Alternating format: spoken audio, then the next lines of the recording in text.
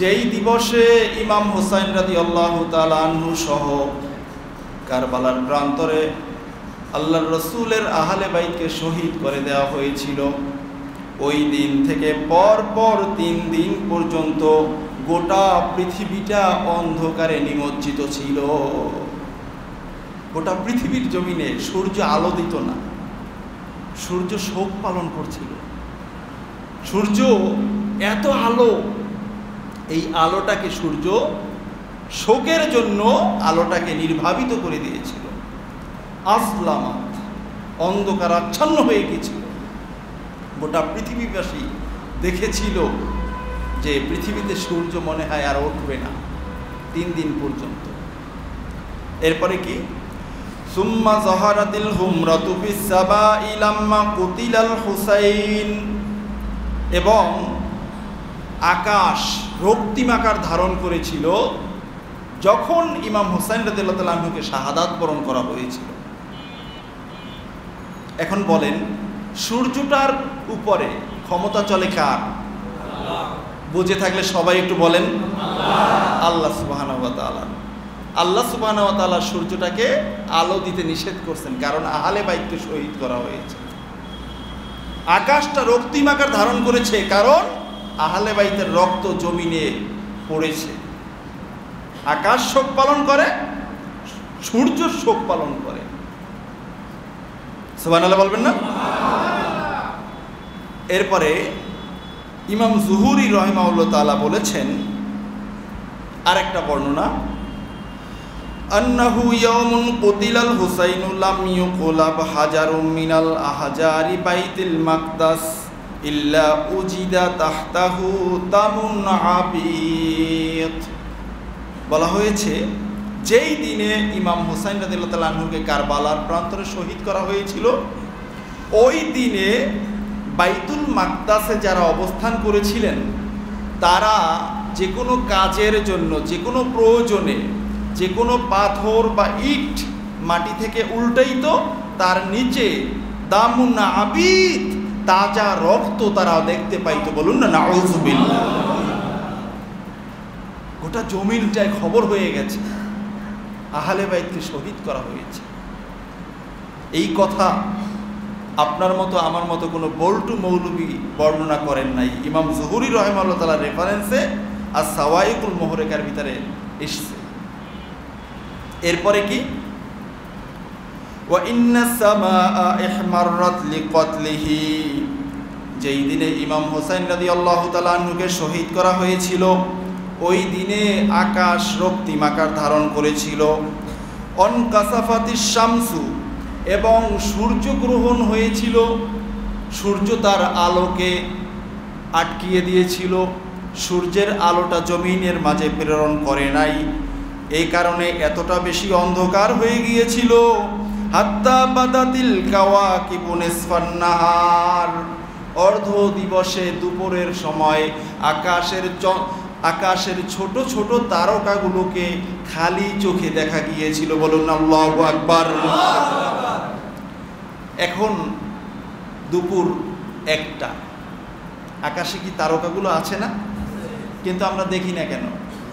সূর্যের আলোর কারণে, ঠিক কিনা বলেন? কিন্তু এই বর্ণনা এসেছে সূর্যগ্রহণ হয়েছে, সূর্যের আলো একেবারে বিদূরিত হয়ে গেছে, সূর্যের কোনো আলো ছিল না। আর সূর্যের আলো যখন নির্বাপিত হয়ে গিয়েছিল, আকাশের ছোট ছোট তারকাগুলো মানুষ খালি চোখে দ্বিপ্রহরের সময় দেখতে পেয়েছিল। বলুন আল্লাহু আকবার। এখানে ক্ষমতা কার চলছিল? বিশ্বাস হয়তো ইনশাআল্লাহ। কেমন ভাবে তারকাগুলো দেখা গিয়েছিল? ওয়াজান্নান নাসু আন্নাল কিয়ামাতা কদ কামাত, গোটা পৃথিবীবাসী মনে মনে ভাবতেছিল, পরস্পর বলাবলি করতেছিল, মনে হয় কিয়ামত কায়েম হয়ে যাবে, অন্যথায় রাত চলে গেল, সূর্য কোথায় গেল? আমরা দিব্যি খালি চোখে আকাশের তারকারাজিগুলো দেখতে পাচ্ছি, তাও 1 দিন 2 দিন পর পর অনেক দিন পর্যন্ত এমন হচ্ছে। কেন হচ্ছে? মনে হয় আল্লাহ সুবহানাহু ওয়া তাআলা এত বেশি নারাজ হয়েছেন আহলে বাইতের সাথে বেয়াদবি করার কারণে, আর কোনোদিন সূর্য পৃথিবীতে দান করবেন না। বলুন না আল্লাহু আকবার। গোটা পৃথিবী বেশি। অজান্নান নাস, মানুষেরা ধারণা করেছিল, ধরে নিয়েছিল আন্নাল কিয়ামাতা কদ কমত, কিয়ামত কায়েম হয়ে যাবে, কিয়ামত আর কেউ ঠেকাইতে পারবে না। কি অবস্থাটা হয়েছিল, কেমন লাগতেছিল। গত 2 দিনে বৃষ্টিপাতের কারণে, আপনাদের এখানে তো বৃষ্টি হয়েছে নাকি? আমি যে নোয়াখালীতে থাকি, রাস্তায় গাড়ি পর্যন্ত ছিল না। গতকালকেরও ইমাম সাহেব হুজুরের সাথে কথা হয়েছে যে আসতে পারি কি পারি না, নাকি বুধবারে কথা হয়েছিল। আমি ভাবতেছিলাম যে আসতে পারবো না হয়তো বা, শুধুমাত্র বৃষ্টির কারণে সূর্যের আলো দেখা যায় নাই। আমি থাকি একেবারে রামগঞ্জ থানা শহরের মাঝ বরাবর, অনেক দোকানপাট খোলা হয় না এই 2 দিনে, একটু বৃষ্টি হয়েছে এই কারণে। আর সূর্যের আলোটা গোটা নির্বাপিত হয়ে গেছে, আকাশের তারকারাজিগুলো দেখা যাচ্ছে। কেমন লাগতো এই সময়? গোটা পৃথিবীবাসী আহলে বাইতের সাথে বেয়াদবির পরিণাম খালি চোখে দেখেছে। বলুন আল্লাহু আকবার। আপনি আমি যদি ওই সময় থাকতাম, খুশি লাগতো তো অনেক, নাকি? যে রাত হয়ে গেছে, চলো চলো ঘুমাই, খুশি লাগতো?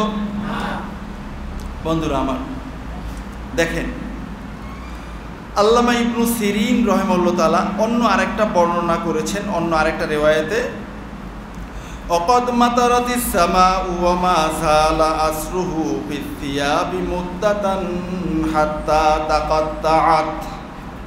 যেই দিনে ইমাম হোসেন রাদিয়াল্লাহু তাআলা আনহু শাহাদাত বরণ করেছিলেন, ওই দিনে আল্লাহর আকাশ রক্তিম আকার ধারণ করেছিল এবং রক্ত মেঘ আকাশের উপরে দৌড়াদৌড়ি করতেছিল।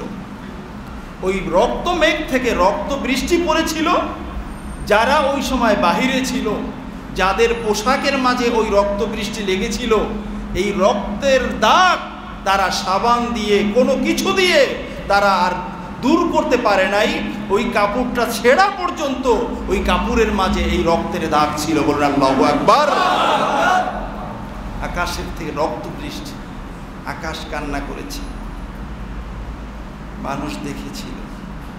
ওই সমস্ত মুফতি মুহাদ্দিস যারা কারবালার প্রান্তরে আজান দিয়ে একামত দিয়ে আশহাদু আন্না মুহাম্মাদুর রাসূলুল্লাহ বলে আল্লাহুম্মা সাল্লি আলা মুহাম্মাদ ওয়া আলা আলি মুহাম্মাদ বলে নামাজ পড়েছিল, তারাও এগুলো দেখতেছিল। আল্লাহ তাআলার পক্ষ থেকে এই আযাব এসেছিল। কাপড় থেকে রক্তের দাগ তারা দূর করতে পারে নাই। কাপড় ছিঁড়ে গেছে, নিঃশেষ হয়ে গেছে, তখন ওই কাপড় বাদ হয়ে গেছে, কিন্তু রক্তের দাগ তখনও ছিল। এই রক্তের দাগ কোনো পৃথিবীবাসী কোনো দিন মিটাতে পারবে না। অন্য একটা বর্ণনা এসেছে, আমার প্যারা নবী সাল্লাল্লাহু আলাইহি ওয়াসাল্লাম ইমাম হোসেন রাদিয়াল্লাহু তাআলা আনহু শাহাদাতের দিনে একটা বোতলের ভিতরে কতগুলো রক্ত নিয়ে উপস্থিত হয়েছেন। সাহাবায়ে কেরাম জিজ্ঞাসা করলেন, ইয়া রাসূলুল্লাহ, ইয়া হাবিবাল্লাহ, এই রক্তগুলো কিসের? তখন নবীজি আমার বলেছিলেন, ও আমার সাহাবারা, ও আমার উম্মতেরা, এই রক্তগুলো হলো আমার কলিজার টুকরা জান্নাতের যুবকদের সর্দার ইমাম হোসেন রাদিয়াল্লাহু তাআলা আনহু এবং তার সাথীদের কারবালার প্রান্তরের রক্ত। আমি রহমাতুল লিল আলামিন এটাকে সংগ্রহ করে রেখেছি। আমি আল্লাহ সুবহানাহু ওয়া তাআলার সামনে কিয়ামতের ময়দানে উপস্থাপন করব যে আল্লাহ, আমার আহলে বাইতের কি অপরাধ ছিল, কেন তারা কারবালার প্রান্তরে নির্মমভাবে শহীদ করেছিল, আমি জবাব চাই। তখন কোন বাবা তোমাকে শাফাআত করবে? কে তোমাকে সুপারিশ করবে? জান্নাতে যাওয়ার পথটা কোথায়?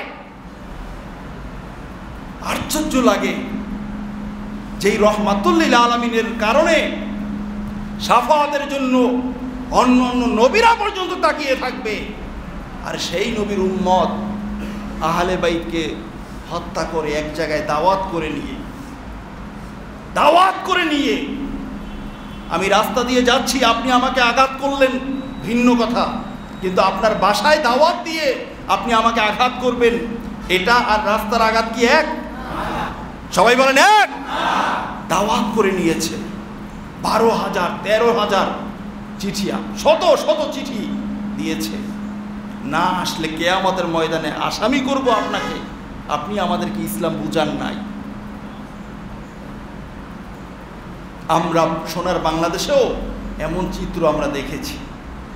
নাম দিছে মাহফিলের, হুজুর দাওয়াত দিচ্ছে, নিয়ে হুজুরকে ইচ্ছা মতো মাইর করেছে। এমন ইতিহাস পিছনে আছে না? ইয়াজিদ বাহিনীরা মরে যায় নাই, থাকবে কিয়ামত পর্যন্ত। ইমাম মাহাদি আলাইহিস সালামের আত্মপ্রকাশের আগ পর্যন্ত থাকবে, এবং তাদেরকে হত্যা করার জন্যই আবার এই হযরত খলিফাতুল্লাহিল মাহাদি পৃথিবীতে আসবেন। বন্ধুরা আমার, দেখেন আল্লামা জালালউদ্দিন সুয়ুতি রাহিমাহুল্লাহ তাআলা, হাফিজুল হাদিস, উনি একটা কিতাব লেখছেন তারিখুল খুলাফা। এই কিতাবের ৮০ ছাপায় একটা বর্ণনা উনি এনেছেন যে ওয়ালাম্মা কুতিলাল হুসাইনু মাকাসাতিদ দুনিয়া সাবাআতা আইয়াম ওয়াশ-শামসু আলাল হিতানি কাল মালাহিফিল মুআসফারাহ।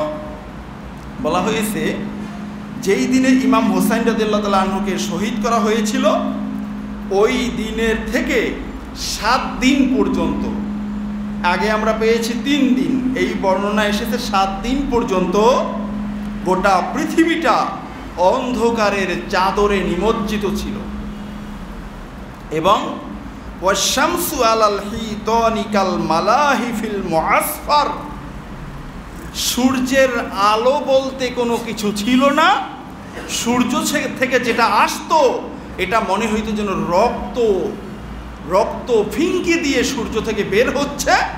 এবং এটা এই সূর্যের এই আলোটা যখন কোনো দেয়ালের উপরে পড়তো, কাল মালাহিফিল মুআসফারা, এটা দূর থেকে দেখলে মনে হইতো যেন লাল রক্তিম কোনো একটা চাদর দেয়ালের উপরে লটকিয়ে রাখা হয়েছে,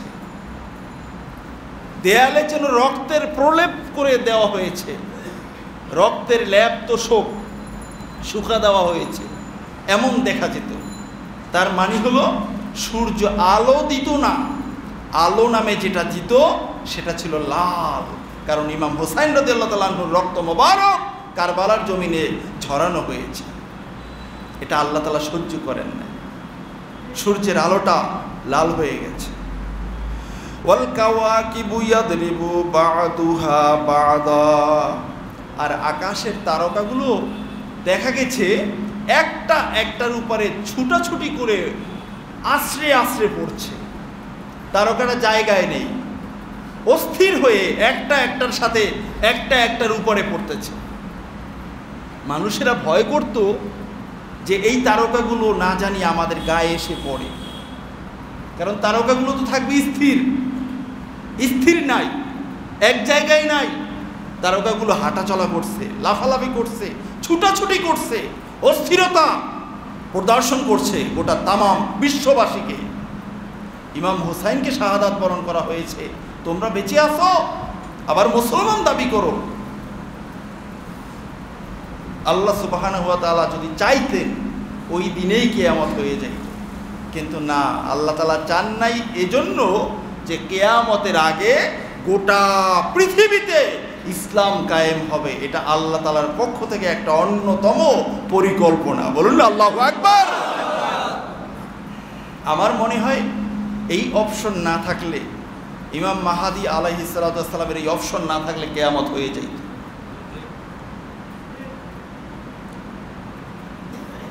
দেখেন,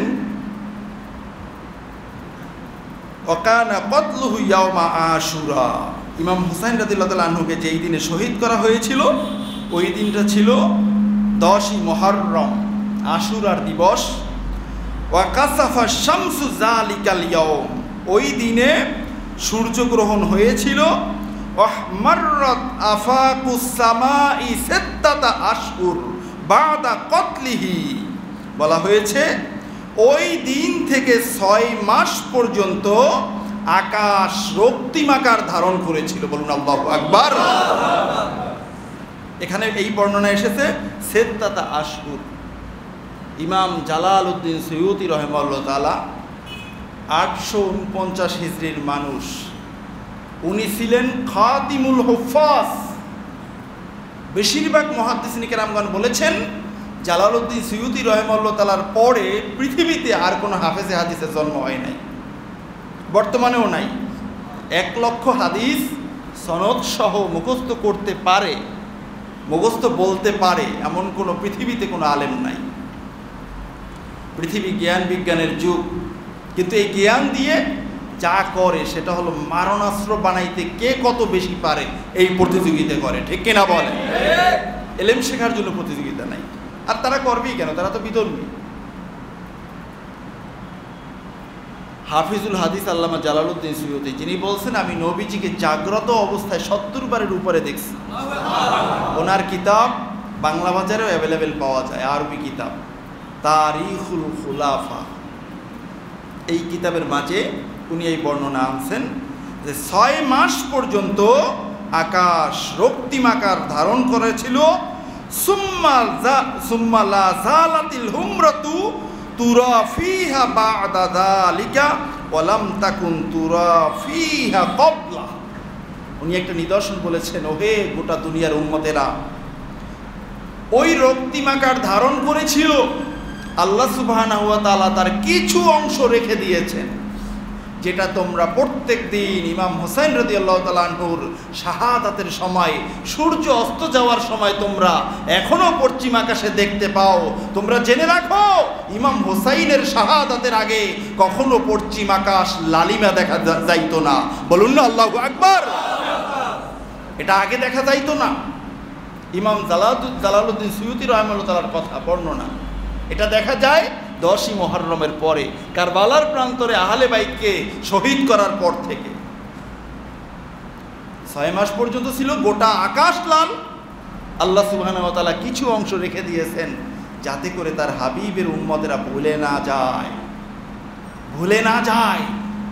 বড় পাগড়ি, বড় আবা, বড় বক্তা, বিশাল হাফেজ সাহেব, কোরআনের আয়াত সূরা সব মুখস্থ, এরকম থাকবে, কিন্তু তাদের কথা শোনা যাবে না, কারণ তাদের মাঝে ইয়াজিদের রক্ত এখনো প্রবাহমান রয়েছে, ঠিক কিনা বলে? এই শিক্ষাটা যাতে ভুলে না যায়।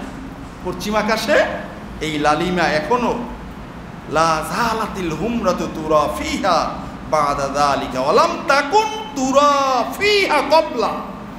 এর আগে এটা কখনো দেখা যায় নাই। এখন যেটা দেখা যাচ্ছে, এখন কি মনে করেন আল্লাহ সুবহানাহু ওয়া তাআলা তো খুশি হইয়া আকাশ সাজাইছে, লাল বানাইছে নাকি? আমরা তো খুশি হইয়া লাল পতাকাটা নাই, হাতে লাল হাত রাঙ্গাই, খুশি হইয়া করি না? এখন আল্লাহ তাআলাও কি খুশি হইয়া আকাশ রাঙ্গাইছেন, দেয়াল রাঙ্গাইছেন, রক্ত বৃষ্টি দিয়েছেন যে গোটা পৃথিবীটা একটু সাজাই? খুশিতে নাকি রাগে? রাগ বেশি না কম? এর কোনো শেষ নাই, কিয়ামতের ময়দানে দেখা যাবে। একটা বর্ণনায় পড়েছি আমি, আশুরা নিয়ে ব্যাপক আলোচনা। ইমাম হোসাইন রাদিয়াল্লাহু তাআলা আনহুকে যেই পাপিষ্ঠ হত্যা করেছে, শাহাদাত বরণ করিয়েছে, তাকে আল্লাহ সুবহানাহু ওয়া তাআলা গোটা জাহান্নামীদের অর্ধেক শাস্তি তাকে দেবে, আর বাকিটা অর্ধেক সব জাহান্নামীকে দেওয়া হবে। আগুনের সিন্ধুকে ভরে আবার জাহান্নামের আগুনের ভিতরে ঢুকিয়ে দেওয়া। ওই আগুনের সিন্ধুকের ভিতরে থাকবে রকমারি ফেরেশতা, রকমারি নাস্তা নিয়ে তারা রেডি থাকবে সকাল বিকাল 24 ঘন্টা। তার কোনো শেষ নাই, কত ধরনের অ্যাকশন। আল্লাহ সুবহানাহু ওয়া তাআলা আহকামুল হাকিমিন, আলাইসা আল্লাহু বিআহকামিল হাকিমিন। আমি কি বড় বিচারক নই? তুমি কি বিচার করবা বেটা? ক্ষমতা পাইছো, আর ক্ষমতা পাওয়ার আগেই তো কত ক্ষমতা আমাদের দেশে এখন দেখি আছে না? শিক্ষা নেওয়া দরকার, থাকবে না বেশি দিন। ইবনু ওয়াইনা তিনি বলেছেন, যেই দিনে ইমাম হোসাইন রাদিয়াল্লাহু তাআলা আনহুকে শাহাদাত বরণ করানো হয়েছিল, লাকাদ রাআইতুল ওয়ারসা আদাত রামাদা, আমি আমার নিজের চোখে দেখেছি বাগানের গোলাপ ফুলগুলো অন্য অন্য ফুলগুলো সব ছাইয়ের মতো রূপ ধারণ করেছিল। কোনো ফুলের কাছে কোনো সৌন্দর্য বলতে কিচ্ছু ছিল না। সৌন্দর্যটা কাকে দেখাইবে? আহলে বাইতকে কোরবানি করা হচ্ছে, ফুলের সৌন্দর্য ফুলে কেড়ে নিয়েছে, গোপন করে ফেলছে। আল্লাহ সুবহানাহু ওয়া তাআলা ফুলের সৌন্দর্যটাকে মানুষের চোখ থেকে আড়াল করে দিয়েছে। ফুলের দিকে তাকাইলে মানুষের ভালো লাগে, ঘ্রাণ নিতে ভালো লাগে, কিন্তু ফুলের কোনো ঘ্রাণ ছিল না, ফুলের কোনো সৌন্দর্য ছিল না। ছাই দেখা আর ফুল দেখা একই রকম ছিল। চিন্তা করতে পারছেন আল্লাহ তাআলার অ্যাকশনটা কেমন ছিল? ওয়ালাকাদ রাআইতুল লাহমা কানা ফীহিন নার হিনা কুতিলাল হুসাইন। এবং ওই দিনে যারা খাবার গ্রহণ করার জন্য গোশত রান্না করেছিল, ওই গোশতগুলো গোশত ছিল না। পাতিল যখনই খোলা হয়েছে, পাতিলের ভিতরে দেখতে পেয়েছিল কতগুলো আগুনের আঙ্গার, আগুনের ধকধকে কতগুলো কয়লা। আগুনের কয়লা উঠাইলে চকলেটের মতো দেখায় না, লাল লাল, দেখা গেছে গোশতের টুকরোগুলো সব মানে জ্বলন্ত কয়লায় পরিণত হয়ে আছে। আল্লাহ সুবহানাহু ওয়া তাআলা খাইতে দেবেন না। আমার নবী পরিবারকে শাহাদাত বরণ করানো হচ্ছে কারবালার প্রান্তরে, আর তোমরা গোশত দিয়ে খানা গ্রহণ করবে? এটা হতে পারে না। আল্লাহ তাআলা খাইতে দেন নাই। ইবনু ওয়াইনা বলতেছেন, ইমাম জাহাবি, ইমাম ইবনু হাজার আল আসকালানি রাহিমাহুল্লাহ তাআলা তার তাহজিবুত তাহজিব নামক কিতাবের মাঝে এই বর্ণনা এনেছেন। ফুলগুলো ছাই আকার ধারণ করেছিল, গোশতগুলোর আগুনের আঙ্গারে পরিণত হয়েছিল। আরেকটা বর্ণনা বাইহাকি শরীফের মাঝে এসেছে, আসাবু ইবিলান ফি আসকারিল হুসাইনি ইয়াওমা কতলিহি। ইয়াজিদ বাহিনীরা জোর করে হুসাইন রাদিয়াল্লাহু তাআলা আনহুর কাফেলা থেকে একটা উট চুরি করে নিয়ে গেছিল, জোর করে নিয়ে গিয়েছিল। নিয়ে বলতেছে, তাই আমাদের কাছে তো উটের আর অভাব নাই, আমরা এত উট দিয়ে কি করব? এই এটা জবাই কর, জবাই কর, এটাকে জবাই করো, আমরা খাই ভালো করে, কারণ শক্তিও তো দরকার। সবাই মিলে এটাকে জবেহ করলো। ফাসাখারুহা অতাবাহুহা ফাসারাত মিসলাল আলকামি ফামাস্তাতাউ আইয়াসিগু মিনহা শাইআ। সবাই মিলে জবেহ করলো, গোশত তৈরি করলো, রান্না করলো। রান্না করার পরে ফাসারাত মিসলাল আলকাম, ওই গোশতগুলো সব তিক্ত ফলে তো তিক্ত ফলের মতো হয়ে গিয়েছিল, যেই গোশত এক টুকরাও কেউ মুখে দিতে পারে নাই। ইমাম হুসাইন রাদিয়াল্লাহু তাআলা আনহুর কাফেলা থেকে উট ছিনিয়ে নেওয়া হয়েছে। জবেহ করবে, খাইবে, পিকনিক করবে, নামাজ পড়বে, সুন্দর করে দোয়া করবে যাতে ইমাম হুসাইন রাদিয়াল্লাহু তাআলা আনহুকে হত্যা করা যায়। আল্লাহ তাআলা খাইতে দেন নাই। পুরা উটের গোশতটা মিথলালা আলকমি, আলকম বলা হয় তিক্ত ফল, যেই ফল মানুষ জিহ্বায়ও দিতে পারে না। এমন আছে না অনেক বন্য ফল, এই যে আমাদের পরিচিত মেহগনি ফল, অনেক তিক্ত না, মারাত্মক তিক্ত। এগুলো মুখে দেওয়ার মতো কোনো সুযোগ কারো ছিল না।